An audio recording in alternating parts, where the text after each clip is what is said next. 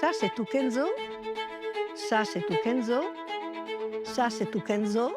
Ça, c'est tout Kenzo.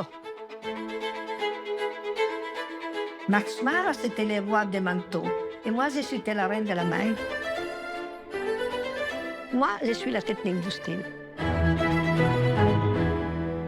Quand j'ai commencé avec Kenzo, on ne savait même pas qu'est-ce que ça veut dire designer ou stylisme. Les tricots, pour moi, il m'a fait connaître le monde.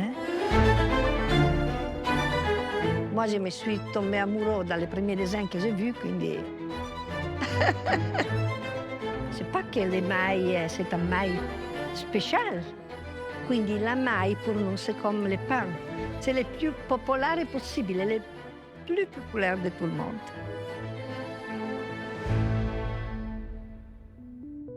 Non, ma pourquoi je dois parler de ça? On doit parler de Kenzo, pas de ma vie. Moi, j'ai toujours pensé de faire la ballerina, la danseuse. Moi, j'ai commencé à faire la maille parce que moi, c'était nécessité avec ma famille de commencer à travailler. Je suis la plus vieille. Ma mère, qui était toujours une femme de famille, il m'a dit, tu dois commencer à travailler. Et quand on avait 18 ans, et ma mère, il m'a acheté une machine à tricot. Il m'a envoyé dans la femme de son frère, qui connaissait la maille. Et comme ça, on est resté un été à la campagne avec elle pour apprendre la maille. Après ça, un jour d'été, on avait un distributeur d'essence. Il s'est arrêté en voiture avec 3 personnages anglais dans l'essence. La voiture, c'était en panne, on ne pouvait pas partir. Et moi, j'avais déjà un Topolino et j'ai envoyé ces 2 personnages à la gare pour aller à Londres. Ils m'avaient donné beaucoup d'argent pour prendre les billets pour la gare, non? Et moi, je ne voulais pas le reste, j'ai dit non, ça va, c'est trop. Et moi, j'ai fait, c'est fini. Après, un mois après, ils sont venus pour m'amener una scatola di cioccolata comme ça, le chocolat. Et moi, je l'ai invité à la maison, dans la cuisine. On avait les machines à tricoter. Dans les choses, on avait les échantillonnages, et comme ça, on était vraiment en famille. Et eux ont vu que je faisais le maille. Lui, c'était des grossistes de maille. Ils m'ont demandé de faire un peu d'échantillons. Et fantastique, ils ont vendu beaucoup de pièces. Et ça commence ma vie.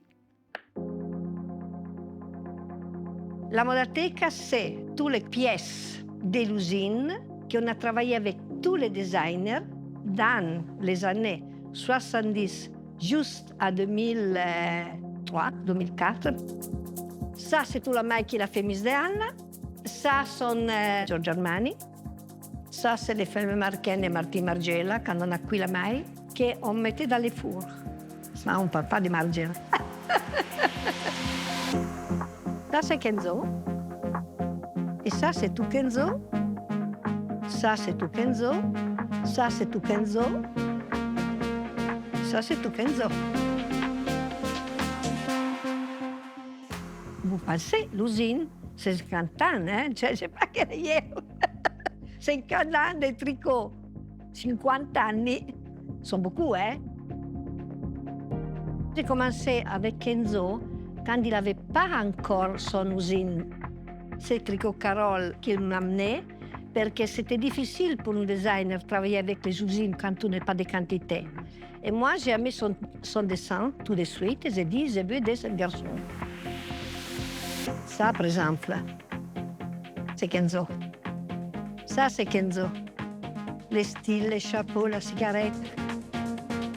Le premier dessin, c'était une chose incroyable pour moi, parce qu'on n'avait jamais travaillé. On ne savait même pas qu'est-ce que ça veut dire designer ou stylisme.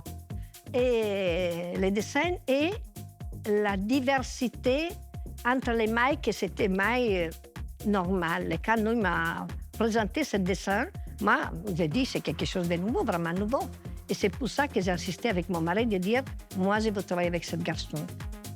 Et comme ça, on a commencé ensemble. On était jeunes, on a la même âge, moi et Kenzo. Quindi la maille, pour nous, c'est comme le pain. C'est pas un produit élité, d'élite. C'est le plus populaire possible, le plus populaire de tout le monde.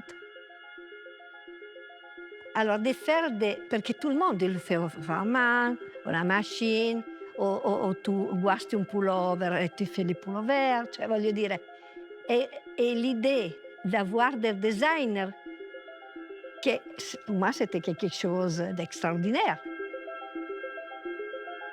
Ça, c'était une des salles de Kenzo. Ici, c'était des samples. Ça, on a les sughero, qu'on mettait les dessins avec les épingles. Et quand ils venaient les designers, on travaillait ici, par terre, faire les choses. T'es resté chez moi une semaine. Ouais, on avait déjà les pièces des mailles, on parlait avec eux. Ça, c'est Kenzo, ça, c'est Irie, ça, c'est mon mari, ça sont les filles qui travaillaient avec lui. C'était vraiment une partie de ça, c'est Irie. Il était déjà sur le stand de Kenzo. Normalement, quand on travaillait juste à 11 heures le soir. Ils ont été des grands travailleurs. C'était vraiment un osmose.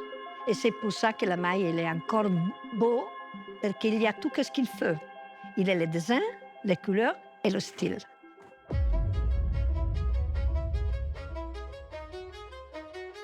Le travail qu'on faisait de ça. Maintenant, pour les machines, maintenant c'est facile. Mais avant, ce n'était pas facile.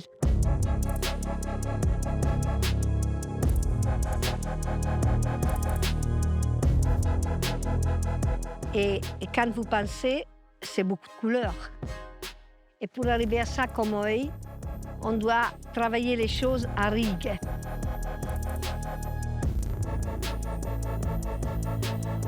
C'est des jacquards.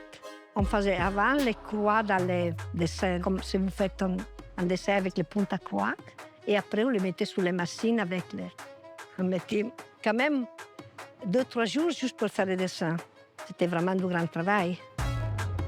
Et après, monter la machine, Moi, je suis la technique du style. Regardez, c'est joli, hein? Ça aussi, par exemple. Maintenant, c'est normal, mais les plissés, on ne les faisait pas jacquard. On arrivait à faire jacquard à l'époque. On a découvert beaucoup de choses. C'est ça. C'était aussi en teinture, toujours jacquard aussi, et les brodés la rose. Et ça, 88, 87. C'est bien, non? Vous le mettez aussi aujourd'hui? Ah oui. À l'époque, je portais des Kenzo. Je portais des Magella, mais maintenant, je porte du Marras. Parce que pour moi, c'est entre les deux. Alors, andiamo. Ici, ce sont toutes les photos de tous les designers. Maintenant, c'est à disposition de l'école. On doit savoir. Maintenant, on a que l'école et la modateca. Ça, on fait un master aussi sur le tricot pour étudier vraiment la maille. Ça, il y a notre jacquard, il y a une autre façon de faire. Ça, il y a encore une autre façon de faire. Ça, il y a encore une autre façon de faire. Ça, c'est un fille de l'école qui est en train de faire recherche. Dove vieni tu? Da dove vieni? Oh, I'm from Arizona.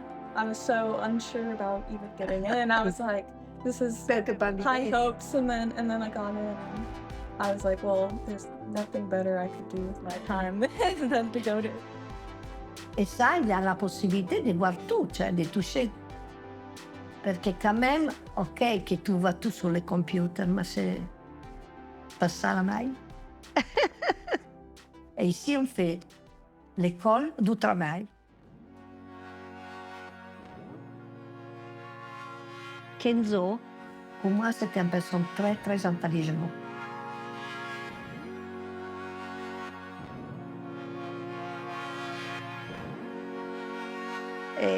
Et je l'aime encore. Quand même, je sais que lui, il avait la vie. Lui amava proprio la vita. le feste, la bella gente, la beauté, manger bien, le champagne, on vit des fêtes incroyables, des danseurs sur les tables. Lui, il aimait la fête. Xavier, c'était l'ami de Kenzo. Xavier, il était sympa, extraordinaire, volante, cioè, come si dice? Beau. En plus, c'est pas que c'était pas facile d'être gay à les moments, hein. Quand moi je suis été 3 semaines avec Kenzo au Japon, on ne savait même pas qu'est-ce que ça voulait dire Japon. Les tricots, pour moi, il m'a fait connaître le monde. Hein. La vie des choses qu'on n'a jamais pensé que je peux voir dans ma vie.